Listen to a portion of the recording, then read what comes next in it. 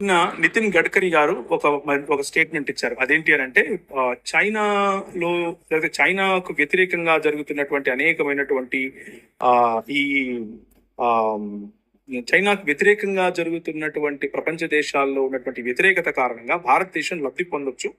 భారతదేశం ఆ, ఈ చైనాకు రావాల్సినటువంటి ఉద్యోగ వ్యాపార సంబంధమైనటువంటివన్నీ కూడా భారతదేశం తన వైపుకు గుంజుకునే అవకాశం ఉంది. ఆ విధంగా మనం ఆలోచించాలి, ఆ విధంగా మనం ప్రొయాక్టివ్ గా స్టెప్స్ తీసుకోవాలి అని కూడా నితిన్ గడ్కరీ గారు చెప్పినట్లు మనం చూస్తాం. ఆ మరి ఒక ఒక దేశం సఫర్ అవుతుంటే మనం ఆ దేశంకి రావాల్సినటువంటి లేకపోతే ఆ దేశానికి వెళుతున్నటువంటి వ్యాపారాలు మనం తీసుకుంటే బాగుంటుంది అన్న ఆలోచన అది ఆ ఆ, నితిన్ గడ్కరీ గారే కాదు, అంతకు ముందు నుంచి కూడా కొంతమంది చెబుతూ వస్తున్నారు. ఉదాహరణకు రాహుల్ గాంధీ గారు కూడా ఒకనొక సమయంలో చైనా కంటే కూడా భారతదేశానికి ఎక్కువ అవకాశాలు వచ్చే అవకాశం ఉంది అని కూడా చెప్పినట్టు మనం చూస్తాం. దీని గురించి పెద్దలు ఆలోచించాలి. అలాగే 200కు పైగా 200 మందికి పైగా మర్కజ్ కు వెళ్ళొచ్చినటువంటి ముస్లింలు మర్కజ్ లో జరిగిన జాగ్రత్తగా వినాలి, ఇది చాలా ఇంపార్టెంట్ అప్డేట్. దీన్ని జాగ్రత్తగా వినాలి.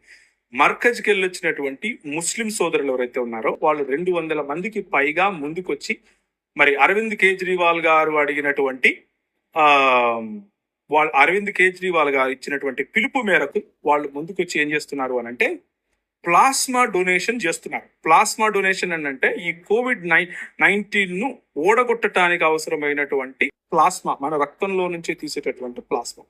సో మొన్నటి దాకా ముస్లిములు ముస్లిములు ముస్లిములు మర్కజ్ మర్కజ్ మర్కజ్ అని అన్నారు. వాళ్ళ మీద పడి మొత్తం ఈ సంకనెక్కిన మీడియా అంతా కూడా వాళ్ళని దుయ్యబట్టే ప్రయత్నం చేసింది. ముఖ్యంగా భారతదేశంలో ఉన్నటువంటి ఈ హెల్త్ అప్డేట్స్ ఇచ్చేటటువంటి మినిస్ట్రీ కూడా మర్కజ్ వాళ్ళని ప్రత్యేకించి చెప్పడం చూసాం. ఇప్పుడు మర్కజ్ వాళ్ళు ఇచ్చిన ప్లాస్మా కారణంగా ఎంతమంది బాగవుతున్నారు, మర్కజ్ వాళ్ళు ఇచ్చిన ప్లాస్మా కారణంగా ఎంతమంది బాగవుతున్నారు అన్న అప్డేట్ కూడా ఇస్తారేమో అనేది మనం వేచి చూడాలి.